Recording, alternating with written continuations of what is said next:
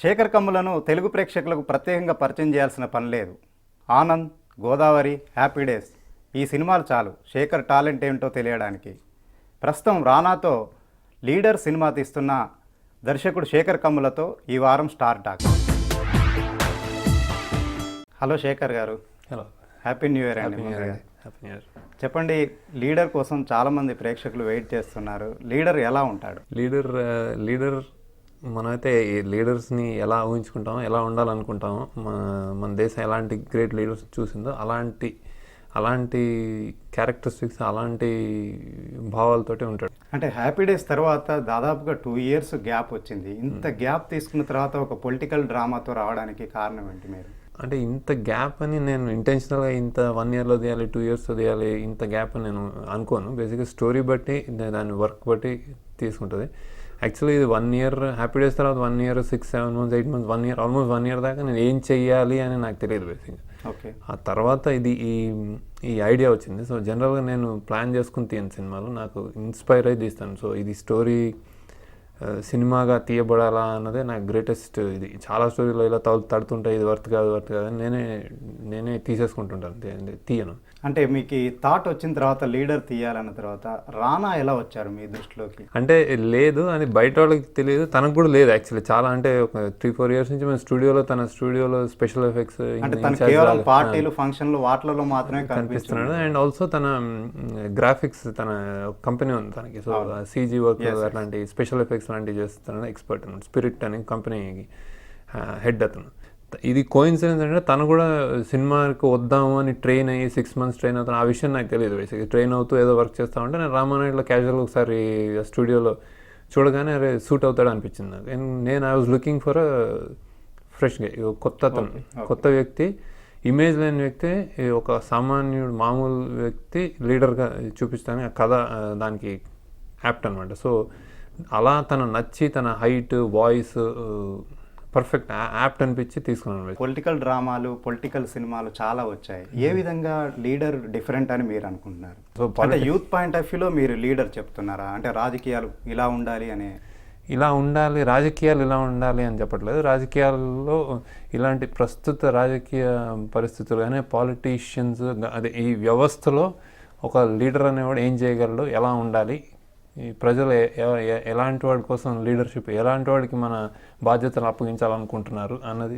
అంటే ఈ విషయాన్ని ఇంతకుముందు మణిరత్నం యువలో కొద్దిగా స్పృశించాడు. అంటే యూత్ కూడా పాలిటిక్స్లోకి రావాలి అనే ఒక మెసేజ్ ఏమైనా మీరు ఇవ్వదలుచుకున్నారా? లేదు, అది డిఫరెన్స్ ఏంటంటే యూత్ పాలిటిక్స్లో రావాలని అందరూ చెప్తారండి, కానీ యూత్ వచ్చి ఏం చేస్తారు? పాలిటిక్స్లోకి వచ్చి ఏం చేస్తారు యూత్ వచ్చి? సో రావాలనుకోవడం బాగానే ఉంటుంది. అంటే ఇప్పుడు కొత్తవాడు, ఎప్పుడు అలవాటు లేనివాడు రావచ్చు, ఎక్స్పీరియన్స్ ఉన్నోడు రావచ్చు, ఎక్స్పీరియన్స్ లేనివాడు రావచ్చు, వెనుకబడినోడు రావచ్చు, ఏదైనా రావచ్చు. కానీ రావచ్చు అనడంలో, కొత్తవాడిని రావడంలో నాకు అదేం ఛాలెంజింగ్ కాదు. వచ్చి ఎలా ఉండాలి అన్నది లీడర్షిప్, అది లీడర్. అంటే శేఖర్ ఇప్పటిదాకా తీసిన సినిమాలన్నీ కూడా, మీరు ఫస్ట్ ఆనంద్ తీశారు, మీరు NFDCకి తీశారు. సో అది సక్సెస్ అయినా కూడా మీరు లాభాలు తీసుకున్నది చాలా తక్కువ. అలాగే ఆ తర్వాత గోదావరి వేరే ప్రొడ్యూసర్కి చేశారు. ఆ తర్వాత హ్యాపీ డేస్ మీరు చేశారు కానీ వెంటనే అమ్మేసుకున్నారు. సో ఈ పాయింట్ ఇప్పుడు ఈ సినిమాని చేస్తున్నారు. మీరు చాలా సినిమాలు, సక్సెస్ఫుల్ సినిమాలు తీస్తున్నారు కానీ మానిటరీగా మీరు బెనిఫిట్ పొందట్లేదనే ఒక భావన ఉంది. ఇది ఎందుకు వస్తుంది? అంటే డబ్బులు వస్తే ఎవరికి బాధగా ఉండదు, డబ్బులు వస్తే హ్యాపీనే. కానీ నా ఫ్రూట్స్ తినట్లేదు అనేది, నా ప్రైమరీ ఫ్రూట్ అనేది డబ్బే కాదు బేసిక్గా. ఓకే. సో నా ప్యాటర్న్ ఆఫ్ ఫిల్మ్ మేకింగ్లోనే అదే డబ్బుల కోసం మీరు డబ్బుల కోసం తీయను బేసిక్గా. కానీ వస్తే రావద్దు అనుకోను నేను. మీరు అన్నది కరెక్ట్. అంటే డబ్బులు కొంచెం తక్కువగా వచ్చినాయి కానీ నేను ఆ ఫ్రూట్స్ అనేది, నా ఫ్రూట్స్ తినట్లేదు అనేది నేను కరెక్ట్గా 100% ఒప్పుకోను. ఎందుకంటే నా సినిమాలకు ఫ్రూట్స్ ఆడియన్స్లో రియాక్షన్స్. నేను తీసినా తీయకపోయినా, నేను ఉన్నా లేకపోయినా, నా సినిమాలు 50 ఏళ్ళ దాకా ఈ టైంలో ఈ వ్యక్తి ఇలాంటి సినిమాలు తీసాడని చెప్పుకోవడం నాకు మోస్ట్ ఇంపార్టెంట్. నేను ఎప్పుడు సరస్వతీదేవి హ్యాపీగా ఉంటే లక్ష్మీదేవి ఫాలో అవుతుంది అని నేను కరెక్ట్గా నమ్ముతాను. ఇది ఎప్పుడు నమ్ముతూనే ఉంటాను.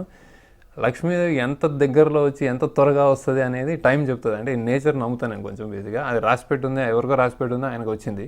ఎప్పుడో దేవుడు నాకు అంటే ఏదో ఉంటుంది స్కీమ్లో, అది వస్తుంది. కానీ నా బాధ్యత అంటే మంచి సినిమా తీయడం. దానికి డబ్బు రాలేదని ఇంకో కసిగా ఇంకో 2 తీసి అది అంత దగ్గర డబ్బులు తీసుకుని, అంటే ఆఫ్ కోర్స్ మీరు అంటే happy days scheme of things మామూలుగా వేరే వాళ్ళు అయితే హ్యాపీ డేస్ అంత సక్సెస్ అయిన తర్వాత ఓకే మీకు డబ్బులు రాలేదు, కానీ వెంటనే ఏం చేస్తారంటే ఆ ఇమేజ్ను అది చేసుకునేందుకు వెంటనే మీరే మళ్ళీ సినిమా తీయాల్సి ఉంటుంది. కానీ మీరు ఏవిఎంకు తీస్తున్నారు లీడర్ని.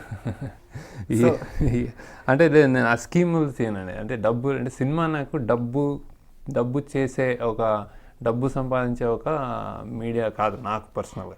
చాలా మందికి ఉండొచ్చు, నా ఐడియాస్ ఎక్స్ప్రెస్ చేస్తాను, దానికి నేను మళ్ళీ బిజినెస్ అని నమ్ముతాను. కానీ నా స్ట్రిక్ట్ ఒపీనియన్ 60-40, 60% సరస్వతి దేవే. అంటే సక్సెస్ అవుతుంది కాబట్టి మీ ఒపీనియన్ ఇలా ఉంది. ఒకవేళ మీ సినిమా ఒకటి ఫెయిల్ అయితే ఎలా ఉంటుంది మీ యాటిట్యూడ్?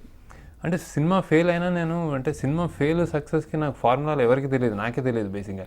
అది ఇప్పుడు ఫెయిల్ అయిందని చెప్పి నేను ఇప్పుడు డబ్బులు సంపాదిస్తానని చెప్పి కసిగా నేను ఏదో రాసి అది తీస్తే అది మళ్ళీ పోతుంది బేసిక్గా. అంటే ఎప్పుడు true to story, true to నువ్వు చెప్పదలుచుకుంది ఏంటి అన్న దాని మీద సినిమా తీయాలేమో. కానీ దీనికి ఇలా అయితే డబ్బులు వస్తాయని నాకు నమ్మకం లేదు. యాక్చువల్లీ నమ్మకం కూడా నాకు చేత కాదనమాట, నాకు రాదు అది. యాక్చువల్లీ సినిమా తీయగానే మామూలుగా ఇండస్ట్రీలో మీకు తెలియదు కాదు, చాలా హంగామా చేస్తారు, కార్లు కొనుక్కొని చాలా పెద్ద హంగామా చేస్తారు.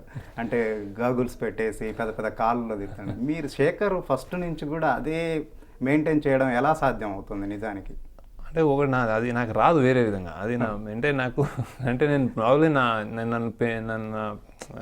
తల్లిదండ్రులు పెంచిన విధానం, నేను పెరిగిన వాతావరణం ఏదో అయి ఉండొచ్చు, నాకు అలాంటి ఇష్టం లేదు బేసిక్గా. అంటే నాకు స్వతహాగా ఇష్టం ఉంటే నాకు తప్పులేదు అంటే చేసుకోవడంలో, నాకు నప్పదు, ఇష్టం ఉండదు. అంటే ఇంకో కాంప్లిమెంట్ ఏంటంటే మామూలుగా సినిమాలని ఓన్ చేసుకుంటారు ప్రేక్షకులు. దాదాపు ఒక సినిమా నచ్చిందంటే దాన్ని ఓన్ చేసుకుంటారు. కానీ ఇక్కడ డైరెక్టర్ శేఖర్ని ఓన్ చేసుకున్నారు చాలా మంది యూత్. కానీ దాన్ని మీరు ఎలా భావిస్తారు? నిజంగా అదృష్టం మీరు అన్నదంటే డైరెక్టర్ని అంత ఓన్గా చేసుకోరు, కానీ శేఖర్ సినిమా రిలీజ్ అవుతుందంటే మాది రిలీజ్ అవుతుందని యూత్ ముఖ్యంగా ఎక్కువగా హ్యాపీ డేస్ విషయంలో చూసాం. అంటే అది మేబీ ఆ కైండ్ ఆఫ్ సినిమా అది కంటిన్యూ అవుతే ఫ్యామిలీస్ మీరు అన్నది కొన్ని పాటలు నిజం. అంటే నేను టీవీలో కనిపించినా కానీ ఏంటో కొంచెం సొంత మనుషుల ఫీల్ అవడం నేను కూడా నోటీస్ చేశాను. ఇది ఎక్కడో ఒక అంటే మీ సింపుల్ యాటిట్యూడే మేబీ ప్లస్ అయిందని అయి ఉండొచ్చు, యాటిట్యూడ్ అయి ఉండొచ్చు. నా సినిమాల్లో నేను చెప్పే విధానం కూడా అంటే ఒక సిన్సియర్గా నేను నమ్మిన దాన్ని నమ్మినట్టు తీసి ఇది అని చెప్తున్నాను బేసిక్గా. నేను హ్యాపీ డేస్ రోజు చెప్పాను యూత్ సినిమాలో ట్రెండ్ ఇది మారుతుంది అన్నాను. లీడర్ రోజు పొలిటికల్ సినిమాలు దీని తర్వాతే ఉంటాయి అన్నాను, లీడర్ తర్వాత. అది నేను అహంతో చెప్పలేదు, నేను తీసిన దానికి లింక్గా చెప్పాను. అది మీరు కరెక్ట్ అని అంటారు బేసిక్గా.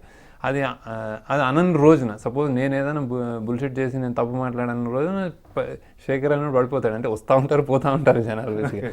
సో నేను వ్యక్తిగా కంటే నేను అనుకునేది ప్రజలు నా వర్క్ని చూసి నేను చెప్పిన సింపుల్గా సిన్సియర్గా చెప్పే విధానాన్ని నమ్ముతున్నారు. ఆ నమ్మకాన్ని నేను ఎప్పుడైనా ఫెయిల్ చేస్తే ఇమ్మీడియట్గా నేను ఉండను, శేఖర్ కమల్ ఉండడాలి మైండ్స్లో. అంటే ఇంతకుముందు మీ సినిమాలని కూతురు కొడుకుగా చెప్పారు, ఈ సినిమాను మాత్రం తల్లిగా చెప్తున్నారు. ఏంటి కారణం ఏంటి? ఇది నా బెస్ట్ సినిమా అండి. అంటే నేను వేరే ఆర్ట్తో కంపేర్ చేయలేదు. నేను ఆ రోజు కూడా అంటే ఏ రోజు మాట్లాడినా ఇది నేను తీసిన వాటిలో బెస్ట్ సినిమా. నేను సినిమాగా అంటే ఇప్పుడు నేర్చుకున్న దానికి దేవుడు నేను డైరెక్టర్గా నువ్వు అవురా నా తల మీద రాసిన దానికి ఇది నా ఆన్సర్ అని నేను ఫీల్ అవుతున్నాను బేసిక్. ఇంతకంటే బాధ్యతాయుతంగా కానీ ఇంతకంటే కరెక్ట్గా కానీ నేను చెప్పలేనేమో అని నాకు ఈ పర్టికులర్ మూమెంట్లో అనిపిస్తుంది ప్రీవియస్ వర్క్ చూస్తుంటే.